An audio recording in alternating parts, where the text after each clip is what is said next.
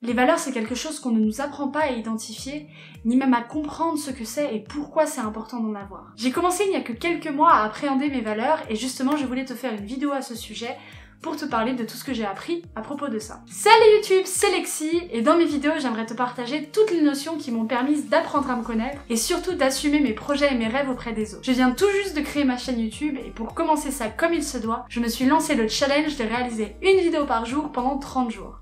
Alors n'hésite pas à t'abonner pour me rejoindre dans cette aventure et je t'ai mis ici, dans le petit i, toutes les précédentes vidéos que tu dois absolument regarder. Les valeurs, ce sont les principes, les croyances que l'on a construits, consciemment ou non, et qui nous permettent de différencier ce qui est bien ou mal, selon nous donc. Ça explique pourquoi tu acceptes certaines choses ou non, pourquoi tu apprécies certaines choses ou non, et pourquoi tu te sens à l'aise avec certaines situations ou non. Ces visions nous guident dans nos prises de décision et participent à notre vision du monde. Elles font partie intégrante de la personne que nous sommes et jouent donc un rôle essentiel dans notre bonheur. Et en sachant tout cela, ça paraît étonnant qu'on n'ait pas tous conscience de nos valeurs, et pourtant c'est le cas. On ne sait pas à quel point c'est important, et surtout que ça peut faciliter pas mal de choses, et ça rajoute également une grande profondeur dans la connaissance de soi qui permet de mieux s'écouter et mieux se faire confiance. Par exemple, tu es quelqu'un d'honnête.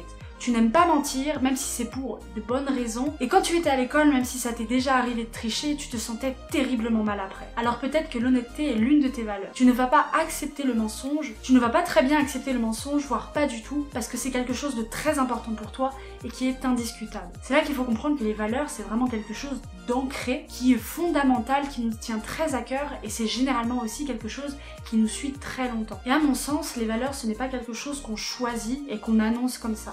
C'est quelque chose qui se construit avec le temps selon les expériences qu'on a vécues. Il ne faut pas chercher à s'identifier à une valeur qui ne nous ressemble pas, avec laquelle on ne se sent pas vraiment connecté. Parce qu'il faut aussi préciser que les valeurs c'est quelque chose d'extrêmement personnel, que chaque individu a les siennes, il n'y a pas de meilleure ou de moins bonne valeur. Ce sont simplement des principes qui sont propres à chacun et qui constituent justement la personne que tu es et qui font que tu es unique. Essayer de te sentir connecté à une valeur qui finalement n'est pas la tienne ferait perdre son sens à tout ça. Alors pour toi, j'ai noté 3 petits exercices très courts et très simples que tu peux faire pour mieux appréhender tes valeurs. Alors le premier exercice, c'est de te rappeler d'un souvenir qui est très heureux et de te poser les 3 questions suivantes. Qu'est-ce qui se passe à ce moment-là? Qu'est-ce qui se passe pour toi? En quoi est-ce que tu es impliqué dans cet événement? Et ensuite, quelles sont les valeurs que tu respectes à ce moment-là? Le deuxième exercice, c'est à peu près la même chose, sauf que là, tu dois penser à un souvenir qui peut être agaçant ou frustrant et te poser les 3 questions suivantes. Qu'est-ce qui se passe à ce moment-là? Encore une fois, pourquoi tu es impliqué? En quoi tu es impliqué? Mais là, par contre, dans cette situation,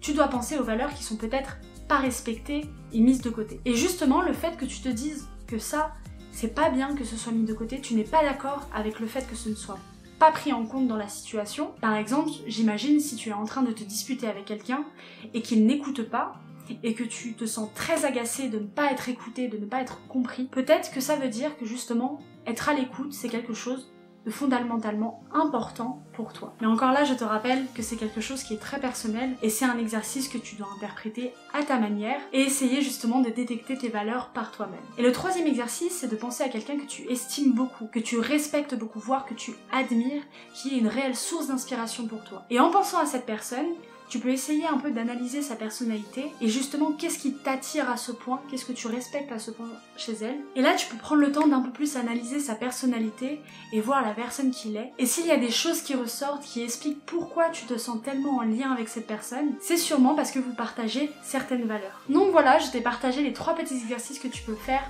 pour trouver tes valeurs. Alors parfois il est possible que tu identifies une valeur et que tu arrives à lui donner un nom tout de suite. Par exemple, si tu te rends compte que tu n'aimes pas qu'on te mente, bah tu sais que ça réfère à l'honnêteté. Mais il peut y avoir des fois où on ne sait pas justement comment s'appelle cette valeur, et c'est là que ça peut être intéressant d'éventuellement aller chercher des listes de valeurs sur internet et trouver celle qu'on cherche. Mais là où ce qu'il ne faut surtout pas faire, c'est aller voir cette liste de valeurs en tout premier. Parce que tu pourrais essayer de t'identifier une valeur simplement parce qu'elle te plaît ou parce que tu aimerais la voir et l'incarner sans que ce soit forcément le cas. Alors tu peux faire ça vraiment quand tu as fait les petits exercices avant. Donc voilà, c'est la fin de la vidéo, j'espère vraiment qu'elle a pu t'aider et t'inspirer. Si elle t'a plu, tu peux déposer un petit j'aime et me laisser un commentaire pour me faire un retour ou me partager une expérience. Et si maintenant tu es convaincu et que tu as envie qu'ensemble on parvienne à assumer nos rêves auprès des autres, n'hésite surtout pas à t'abonner et à activer la cloche. Je te retrouve demain pour la prochaine vidéo et en attendant je te souhaite une très bonne journée.